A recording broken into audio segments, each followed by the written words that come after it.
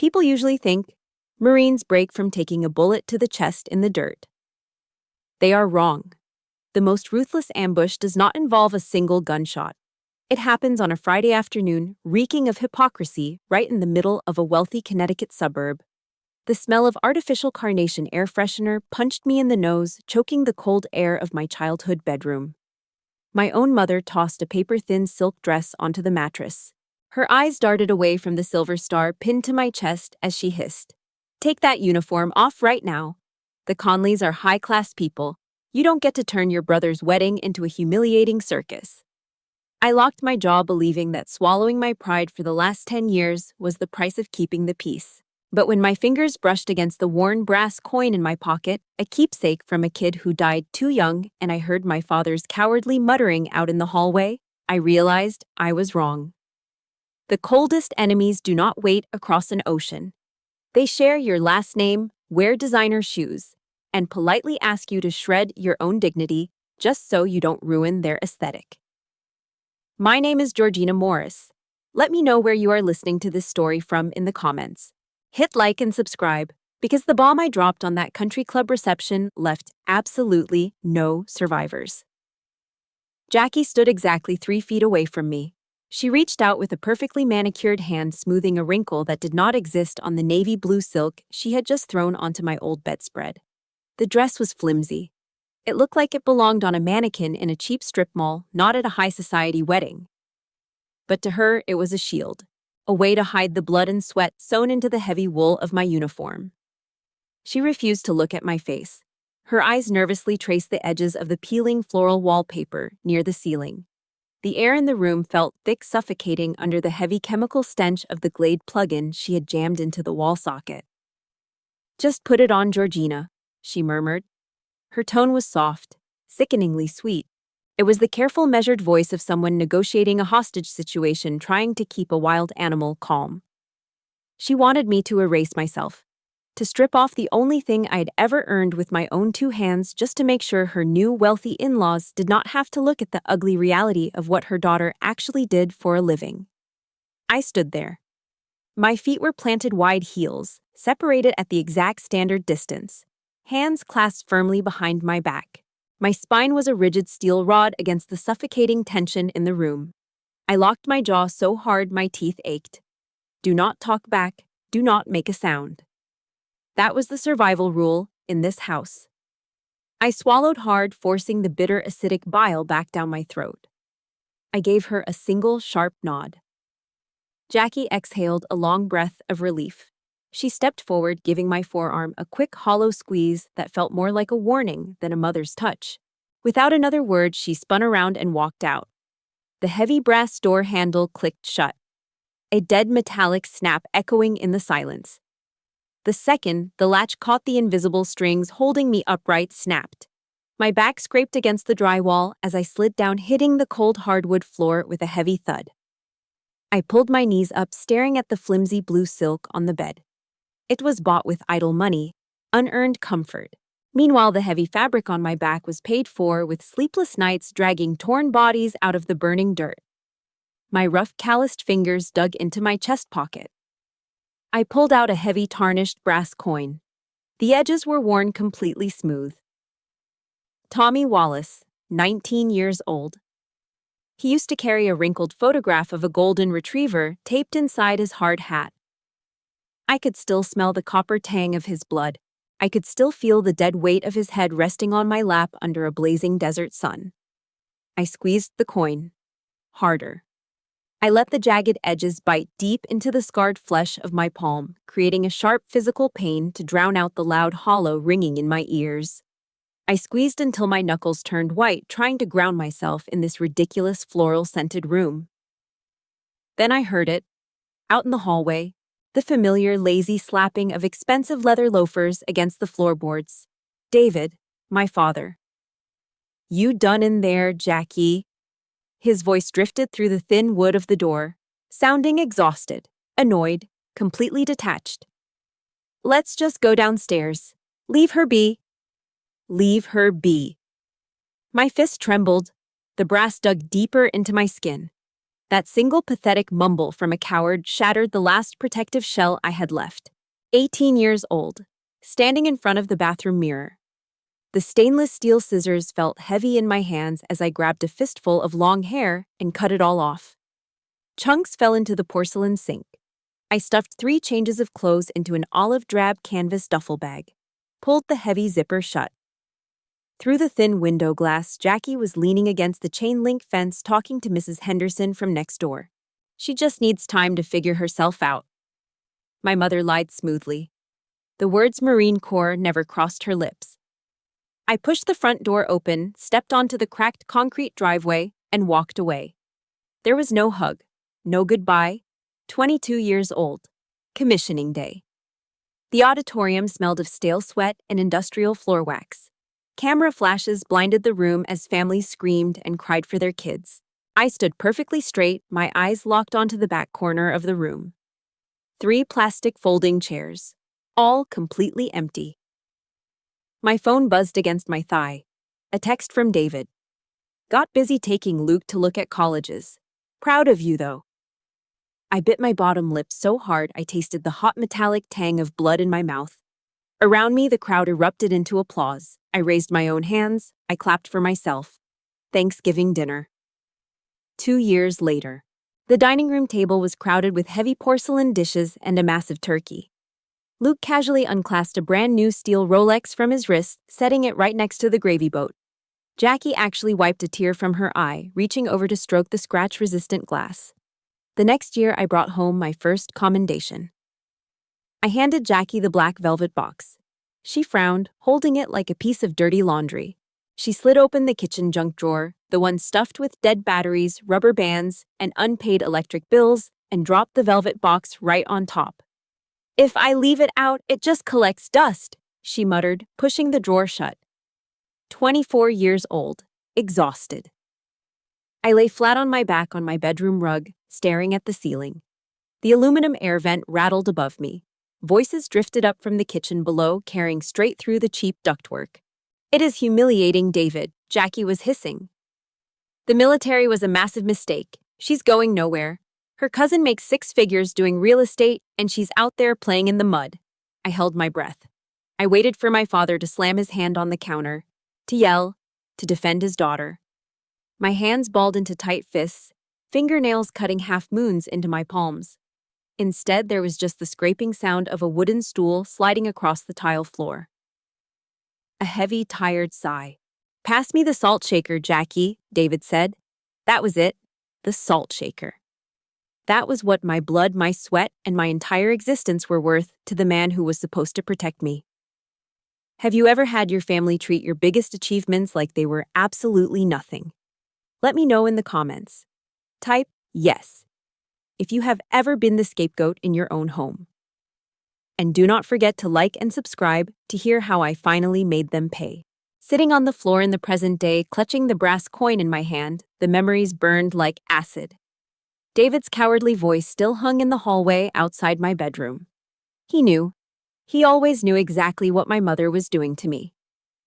But a quiet dinner was always more important to him than my dignity. I let go of the coin. I wiped my hands on my pants, wiping away the invisible dirt of this house. Before I could stand up, heavy footsteps pounded on the hardwood outside. 3 sharp, aggressive knocks rattled my bedroom door. It swung open without waiting for an answer. A suffocating wave of expensive Tom Ford cologne flooded the room. Luke stood in the doorway, fixing the knot of a silver silk tie.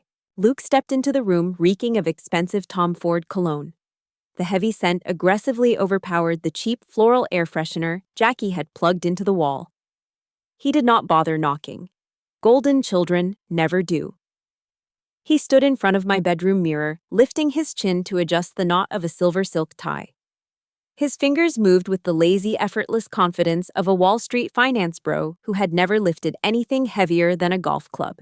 Through the reflection in the mirror, his eyes flicked down to my heavy leather boots, then back up to my face. He smirked, a tiny condescending lift at the corner of his mouth. Look, Georgina, he said, not even turning around. Just try to be normal today, okay? The Conleys are heavy hitters. Do not make your whole outfit a weird issue. I stared at the back of his perfectly styled head. My breathing slowed. I measured the exact distance between us. 3 feet. My hands stayed resting flat against the seams of my trousers. "Do you even know what I actually do out there?" I asked. My voice was completely flat, empty of any warmth. Luke finally turned around. He pulled his iPhone out of his tailored suit pocket, already swiping with his thumb. He did not look at my face. He did not look at the heavy wool on my shoulders or the brass on my chest. He just shrugged. "I do not know," he muttered, eyes glued to his screen. "Some kind of soldier stuff, right? Just keep it low-key." A muscle in my jaw jumped. Once. Soldier stuff. That was what he called the blood. The dirt. The screaming and the folded flags handed to crying mothers. I took a half step forward, reached past him, grabbed the brass doorknob. I slammed the bedroom door shut, leaving him standing alone in the hallway. 2 hours later, the heavy wooden doors of the country club swung open. The air inside hit me like a physical wall. It smelled heavily of spilled gin, roasted meats, and absolute pretension. Crystal chandeliers cast a harsh yellow light over massive Persian rugs. A string quartet whined in the corner, scraping out classical music that nobody was actually listening to. Everyone was too busy evaluating everyone else. I fell into step behind Jackie, maintaining an exact 2-foot distance. She hooked her arm tightly through Luke's, parading him around the room like a shiny new trophy. I was just the shadow trailing behind them, the hired help. Jackie's eyes scanned the room with terrifying speed, calculating net worths and social standings. When she spotted a woman draped in heavy gold jewelry, the bride's Aunt Jackie's fake smile stretched so wide it looked painful. The aunt approached holding a crystal champagne flute. She looked past Luke, her eyes landing on me. "Oh, and who is this?" she asked. Jackie moved instantly. She stepped sideways, using her own body as a physical barrier to block me from the woman's view. "This is Georgina." Jackie laughed, a high-pitched, nervous scratching sound. "She is in between things right now. You know how it is. Unemployed, still trying to find her direction." My back stiffened. My hands balled into tight fists. Before I could even open my mouth, Jackie's hand shot out under the cover of the white linen tablecloth. 5 acrylic nails painted a glossy, aggressive red dug brutally into the soft flesh of my ribs. She twisted the skin, pinching down with vicious strength. A sharp burning pain shot up my side. My breath hitched. Jackie did not stop smiling at the rich woman in front of us. But under the music and the clinking of glasses, I heard my mother hiss through her tightly clenched teeth. "Shut your mouth. Go find your seat. Table 9. The absolute back of the room. The exile table." My assigned chair was pushed right up against the heavy aluminum swinging doors of the country club kitchen. Every 30 seconds, a busboy slammed through the doors. The foul smell of burnt beef fat and industrial dish soap hit the back of my neck like a physical blow. The clanking of dirty plates never stopped. A waiter dropped a plate of raw oysters on the half-shell down in front of me. The sharp, heavy stench of salt water and pure iron hit my nose. It smelled exactly like fresh blood. My stomach aggressively twisted into a tight knot. I reached out with a stiff index finger and pushed the cold porcelain plate exactly 1 inch away. Across the table, Aunt Leslie was chewing with her mouth wide open. She swallowed a heavy, unchewed lump of roast beef, taking a loud gulp of red wine. Without wiping her mouth, she pointed her silver fork straight at my chest. A drop of brown gravy hung off the metal prongs. "They cutting your food rations out there, Georgina?" Leslie's voice sliced through the ambient noise, loud enough for the neighboring tables to hear. She sneered, eyeing my shoulders. "You look absolutely sickly. Skin and bones. Not an ounce of femininity left on you. It is repulsive, really." I kept my spine completely rigid. Exactly 2 inches of empty space between my back and the wooden chair. I did not tell her why I was thin. I did not tell her about giving up my last plastic canteen of warm water to a kid bleeding out on the hot sand.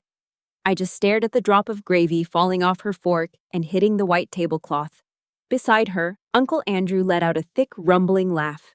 He leaned back aggressively, rubbing his swollen stomach under his dress shirt.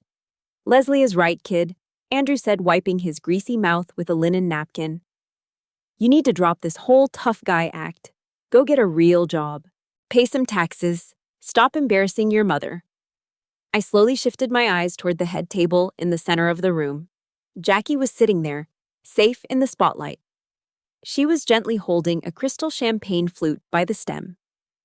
Our eyes met through the crowd. The corner of her mouth twitched up into a small, victorious smirk.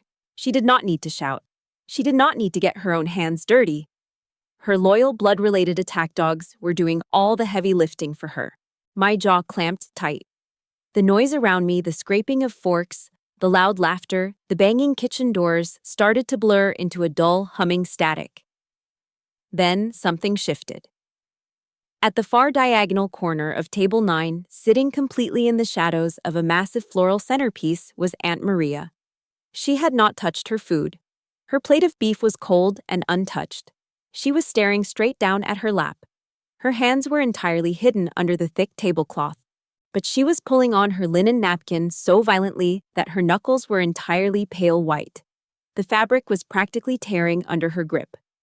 Maria slowly lifted her head. She looked right through the expensive flowers, right past Leslie's loud, obnoxious mouth. Her eyes locked onto mine. There was no pity in her face, no sadness, just a cold, suffocating, silent rage. She held my gaze for 3 full seconds. Then, very slowly, her right hand slipped out from under the table. Her fingers were tightly gripping her cell phone. The screen was completely black, but she tapped the glass twice with her index finger. A silent message. A warning. I stepped out of the country club ballroom and practically ran to the bathroom. Pushing through the heavy wooden door, I locked myself inside a handicap stall. I stood in front of the mirror, staring at the thin navy blue silk. Suddenly, the sterile smell of industrial bleach in the bathroom vanished. My chest tightened. The air grew thick, instantly replaced by the heavy, choking stench of gunpowder and hot copper. My breathing grew shallow, rapid. The smooth, slippery feeling of the silk dress against my skin warped into something entirely different. It felt like thick, warm blood. Fresh blood sticking to my hands. 90 seconds. That was all it took on the sand. 90 seconds of pressing my entire body weight into Tommy's neck, trying to keep his blood inside his throat. He died staring up at the sky. Wearing this dress felt like stepping on his grave.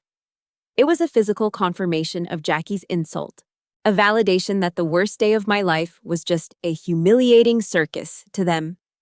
My jaw clamped tight. The muscles in my neck strained. Without hesitating, I grabbed the collar of the silk dress and pulled it over my head. I balled the expensive fabric into my scarred, calloused hands, crushing it until the seams groaned. I threw it directly into the corner of the bathroom tile, tossing it aside like a piece of infected trash. My phone buzzed aggressively against the cold porcelain sink. I picked it up. A single iMessage from Aunt Maria. No words, no check-in, just a screenshot. The cold blue light of the screen hit my face. My eyes scanned the image. It was a group chat titled, Wedding Logistics. My number was not in it. Jackie's name sat right at the top, followed by a long block of text sent at 11:40 a.m. Shove her at table 9, right by the kitchen doors. I cannot risk the Conleys seeing her playing dress-up. The military is a humiliating circus. Keep her hidden. Below that, Aunt Leslie had reacted with a laughing emoji. Then came Luke's response. Whatever, Mom. Just keep her out of the background of the photographer's shots. My thumb hovered over the screen. My chest was entirely numb. The cold air conditioning blasted down from the ceiling vent, freezing the sweat on the back of my neck. But none of their messages broke me. I already knew they hated me. The killing blow was at the very bottom of the screenshot. Tiny gray letters sitting quietly under Jackie's cruel rant. Read by David Morris at 11:42 a.m. He saw it.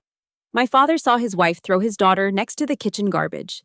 He saw her call my sacrifices a circus. And he said absolutely nothing.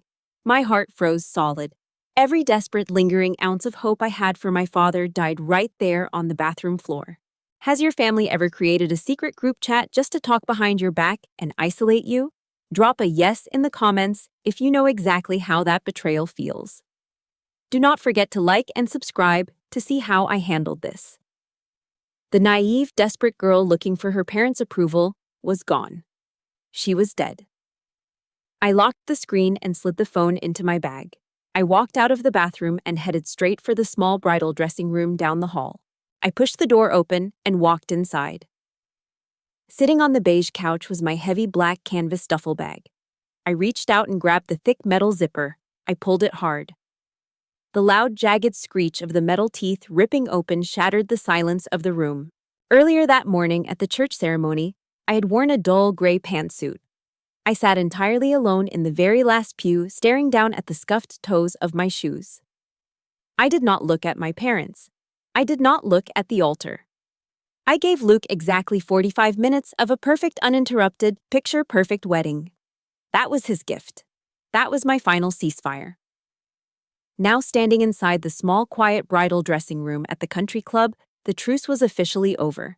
I pushed the heavy brass lock on the door. It slid into place with a dry, solid click.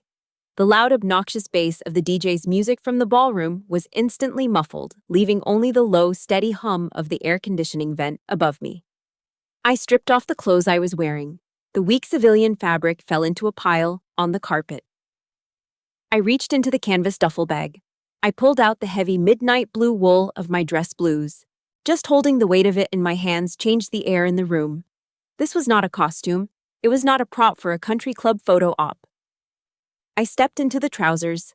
The thick, bright red stripe, the blood stripe, ran sharp and straight down the outside of my legs, a physical marker of every single person who had bled out before me. I pulled the heavy wool jacket over my shoulders, the high, rigid collar wrapped tightly around my neck, forcing my chin up. It corrected my posture instantly, pulling my spine into a perfectly straight line. I fastened the brass buttons down the front of the jacket one by one. Each snap was tight, secure, unforgiving. Then came the white cotton gloves. I slid them onto my rough, scarred hands. I pulled the fabric tight, smoothing out every single tiny wrinkle over my knuckles until the gloves fit like a second layer of skin. I flexed my fingers. Finally, I reached back into the bag and pulled out the small velvet box. My hands, steady enough to hold a tourniquet, tight under massive pressure, suddenly started to shake. Just a little. It had nothing to do with Jackie. It had nothing to do with David or Luke or Table 9. It was the heavy, suffocating weight of the metal. I took the silver star out of the box. The metal felt ice cold through the thin white cotton of my gloves. I held it up. I pinned it precisely onto the left side of my chest, perfectly aligned above my heart. I looked up into the wide vanity mirror. The invisible, unwanted daughter was completely gone. The scapegoat in the oversized gray suit did not exist anymore. Staring back at me was Georgina Morris. I grabbed my white cover, tucking it sharply under my left arm, pressing it tight against my ribs. I stood perfectly still, taking one last deep breath of the quiet air. Suddenly, the heavy brass door handle jerked violently. Someone on the outside was aggressively twisting the locked knob, rattling the metal frame of the door. The heavy brass doorknob jerked violently. Once, twice. Then the door was shoved open with such aggressive force that it slammed hard against the wall stopper, rattling the hinges. Jackie barged into the tiny, brightly lit dressing room. Her eyes were wide, frantically scanning the small space to find me. The moment her gaze locked onto the heavy midnight blue wool of my uniform, all the color instantly drained from her face. Her skin turned a sickly waxen white, stripping away the expensive makeup she had carefully applied that morning. The fake high society smile she'd been wearing in the ballroom completely evaporated. She quickly stepped backward, pulling the heavy door shut behind her. She pressed her back flat against the wood, as if trying to physically block me from leaving the room and exposing her worst nightmare to the wealthy crowd outside. Her chest heaved. Panic stripped away her polite suburban facade. The polished mother of the groom was gone. In her place was a frantic, terrified woman whose social standing was about to burn to the ground. She pointed a shaking finger at me. "Take that off," Jackie hissed. Her voice was thin, high-pitched, and vibrating with absolute panic. "Take it off right now. You are not walking out there and ruining this for your brother. You are not doing this to me." She pushed away from the door, closing the short distance between us. Her perfectly styled hair bounced sharply with her erratic movements. She curled her fingers tight. Her thick red acrylic nails looked like actual claws. She fully expected me to shrink. She expected me to swallow my pride, look down at the floor, and obey. 10 years of conditioning told her I would fold. 10 years of letting her hide my achievements in the kitchen junk drawer told her I was weak. She lunged forward, reaching out with both hands to grab the lapel of my uniform jacket. She fully intended to physically rip the heavy wool right off my shoulders. Smack! The sound was sharp and deafening in the small room. I did not step back. I swung my left arm up in a rigid, instantaneous block. The thick, heavy wool of my forearm collided brutally with the thin, expensive silk of her sleeve. It was not a punch, but the blunt, unyielding force of the block was more than enough. Jackie gasped sharply, sucking in the cold air. Her arm recoiled violently. She stumbled back a half step, instinctively clutching her wrist against her chest. Her mouth fell open in absolute stunned silence. She stared at me, completely unable to process what had just happened. The scapegoat had just fought back. I stepped forward. My black leather shoe came down on the hardwood floor with a heavy, authoritative crack. The sound echoed off the vanity mirror. I towered over her. My spine was perfectly straight. My chin was leveled. The silver star rested heavy on my chest, catching the harsh fluorescent light of the room. I looked down at the woman who had spent my entire life trying to erase me. I did not feel sad. I did not feel angry. I just felt completely, entirely done. "I am not your humiliation, Mother," I said. My voice was a flat, dead calm. There was no argument in it. It was simply a statement of fact. Before she could suck in a breath to scream, before she could try to play the victim, I moved. I reached out with my white-gloved hand and grabbed her upper arm. I did not squeeze, but my grip was unyielding iron. I physically shoved her to the side, forcing her out of my path with a careless flick of my wrist. Jackie stumbled into the vanity chair, her silk dress rustling loudly in the quiet room. She was frozen, completely paralyzed by the cold, calculated authority radiating off me. I did not look at her again. I did not wait for an apology or an excuse. I reached out, grabbed the brass door handle, and twisted it hard. I threw the door wide open. The loud, overwhelming noise of the wedding reception crashed over me like a wave. I stepped out into the blinding light of the ballroom. I stepped through the heavy double doors and walked into the bright yellow light of the country club ballroom. I did not march into the center of the dance floor. I hugged the edge of the room, keeping my shoulder close to the expensive silk wallpaper, my eyes locked on table 9 near the kitchen doors. But it did not matter. The sharp, heavy contrast of the midnight blue wool and the bright red blood stripe instantly ripped the room's attention away from the wedding. A heavy, suffocating silence began to spread through the crowd like freezing water pouring over hot coals. Near the open bar, a man in a tuxedo stopped laughing. His glass of bourbon stopped halfway to his mouth. The loud, obnoxious clatter of silver knives hitting porcelain plates died completely. On the small wooden stage, the violinist's hand slipped. The bow dragged roughly across the strings, letting out a sharp, screeching note before he lowered the instrument to his side.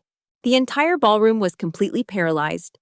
At the head table, the Morris family was drowning in panic.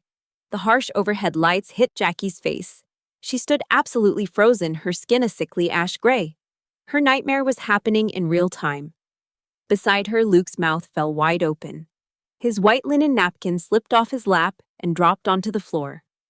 David jerked backward in his chair, his elbow knocking over a crystal martini glass. The clear liquor spilled across the white tablecloth. They braced themselves. They were waiting for the high society crowd to laugh. They were waiting for the Conleys to look down their noses in disgust at the humiliating circus. But the Conleys did not laugh. At the very center table, Robert Reed, a 70-year-old man with thick silver hair and heavy political influence, pushed his wooden chair backward. The legs of the chair violently scraped against the hardwood floor. He stood up. His eyes were not looking at my face. They were locked entirely onto the silver star pinned above my heart. The polished, untouchable mask of high society wealth melted right off his face. He sucked in a massive breath of air. His voice boomed through the dead-silent ballroom, raw and shaking with absolute authority. "Silver star on the deck." He threw his right hand up to his brow, executing a rigid, perfectly angled salute. Instantly, 11 separate scraping sounds echoed across the room. From table 4, from the edge of the dance floor, and from the long wooden bar, 11 other men in expensive suits shoved their chairs back. They stood up in complete unison. They snapped their arms up to their brows, their bodies locking into rigid attention. Cameron Conley, the father of the bride, stepped out from behind the head table. He ignored Jackie entirely. He walked straight across the polished dance floor, stopping right in front of me. He reached out and grabbed my white-gloved hand in a bone-crushing grip. "Captain Morris," Cameron said, his voice thick with raw emotion, "the Conley family will never forget your blood." The entire ballroom erupted into deafening applause. Have you ever experienced that exact moment when the people who looked down on you finally realize they were completely wrong? Drop a yes in the comments if you know how satisfying that feels. And hit like and subscribe to hear how I shut my mother down completely. The applause washed over me, but I kept my spine straight. I did not smile. Then, out of the corner of my eye, I saw her move. Jackie. The panic on her face was instantly replaced by sickening, desperate greed. She shoved past a startled waiter, throwing both of her arms out, rushing toward me with a wide fake smile plastered across her face. She was coming to steal the spotlight. The thunderous applause washed over the ballroom. As the clapping died down, the absolute panic on Jackie's face vanished instantly, replaced by something far uglier. Naked, desperate greed. She saw the high society Conleys clapping. She saw the wealthy old men standing at attention. Instantly, she realized her daughter was no longer a liability. Her daughter was a golden ticket. Jackie shoved past a young waiter holding a tray of empty glasses, nearly knocking him off balance. She threw both of her arms out, plastering a massive trembling smile across her face. She rushed across the polished floor, aiming right for me to steal the spotlight. "We are just so incredibly proud of her," Jackie announced loudly to the room. She closed in, aiming to wrap her arms around my shoulders for the photographer. As she leaned in close, the fake smile stayed frozen on her lips, but she hissed through her tightly clenched teeth. "Do not embarrass me, Georgina." I did not flinch. I took one sharp, deliberate step backward. Jackie's arms grabbed at empty air. She stumbled awkwardly, her silk dress rustling as she caught her balance. The fake smile on her face twitched. I looked her dead in the eye. I did not yell. I did not raise my voice. But the absolute dead calm of my tone cut through the quiet ballroom like a razor blade. "You called this uniform a circus, mother." The remaining color drained completely from Jackie's face. Her blood froze. Around us, the whispering started. I raised my white-gloved hand and pointed directly at the heavy aluminum doors in the back. "You sent a text at 11:40 this morning," I said, projecting my voice just enough to ensure every single person at the head table heard me. "You told Aunt Leslie to shove me at table 9 right next to the kitchen garbage because you were terrified I would ruin your image." A collective audible gasp rippled through the wealthy crowd. Cameron Conley's wife covered her mouth with her hand, her eyes wide with disgust. Jackie stood completely paralyzed. The carefully crafted suburban mask she had spent 10 years building was crumbling into dust right on the hardwood floor. She opened her mouth, but no sound came out. I stepped closer to her, just inches away. "The very people you have spent your entire life begging to accept you," I said, slowly letting the weight of every word crush her, "are standing up to honor the exact thing you wanted to hide in a junk drawer." I turned my back to her. I dismissed her entirely. I looked at the 12 men still standing at rigid attention. I reached into my pocket and pulled out the heavy brass coin.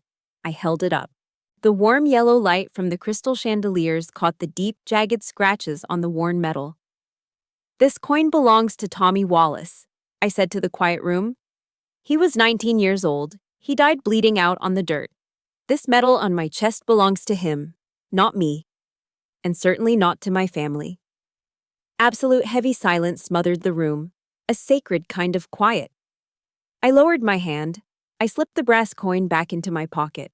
I adjusted my cover under my left arm, turned on my heel, and walked straight toward the exit. I pushed through the heavy wooden doors of the ballroom and stepped out into the quiet carpeted hallway of the country club. Behind me, I heard the frantic, messy slapping of leather shoes running across the floor. "Georgina, wait." It was Luke. He looked completely unhinged. The expensive silver tie he had spent 10 minutes fixing in the mirror was jerked loose, hanging sideways across his wrinkled shirt. His face was flushed red with panic. He was terrified of losing face with his new powerful father-in-law. He reached out, trying to grab my arm, trying to force a hug to show everyone passing by that we were a happy family. I did not let him touch me. I raised my right hand covered in the crisp white cotton glove and pressed it flat against his chest. I locked my elbow, a solid, unyielding physical barrier. "Today is your wedding, Luke," I said. My voice was entirely flat. "Go dance with your wife. If you actually want to know what this medal means, call me tomorrow." I dropped my hand. He stood there, breathing heavily, completely frozen. He knew he was not going to call. I turned and kept walking down the long, empty hallway toward the main exit. Just before I reached the heavy glass double doors, a figure stepped out from the shadows near the coat check. David. My father looked 10 years older than he had this morning. His shoulders were completely slumped. His hands were shaking. He reached into his suit jacket and pulled out a faded folded piece of paper. It was my very first commendation letter from years ago, the one Jackie had thrown into the kitchen junk drawer. He held it out to me with a trembling hand. Tears welled up in his eyes, spilling over his wrinkled cheeks. "I kept it," David whispered, his voice cracking. "I took it out of the drawer. I hid it in my toolbox so she would not throw it away. I always knew you were doing great things, Georgina. I was just too scared of her to say it out loud." He looked at me with those pathetic, watery eyes. He was waiting for absolution. He was standing there holding a wrinkled piece of paper, expecting me to throw my arms around his neck and say, "It is okay, Dad. I forgive you." He proved he knew my worth the whole time. He just chose to let me drown anyway. I did not take the paper. I looked at the man who had let me eat dinner sitting by the kitchen doors just so he could have a quiet night. "It is not okay, Dad," I said. My eyes were completely dead. "It is never going to be okay. But I am glad you finally admitted it." I stepped around him. Jackie was standing about 10 feet away, watching us, her face frozen in absolute terrified shock. I did not even look in her direction. I hit the metal push bar of the glass doors with my shoulder. The doors swung open. The heavy, suffocating smell of gin, artificial flowers, and desperate pretension vanished instantly. The freezing, sharp October wind slapped me right in the face. It felt incredible. I walked across the dark parking lot. The gravel crunched loudly under the thick rubber soles of my boots. The heavy knot of iron that had been sitting in the pit of my stomach for 10 years was completely gone. I reached into the pocket of my trousers. My fingers brushed against the rough edge of the brass coin and then against the smooth, thick cardstock of the business card Cameron Conley had slipped into my hand. I climbed into the cold cab of my pickup truck. I turned the key. The engine roared to life. The war in that house was finally over, and I was the only one walking away. Thank you so much for listening to my story. If you found the strength to walk away from a toxic family, you are not alone. Please take care of yourselves, and I will see you all in the next one.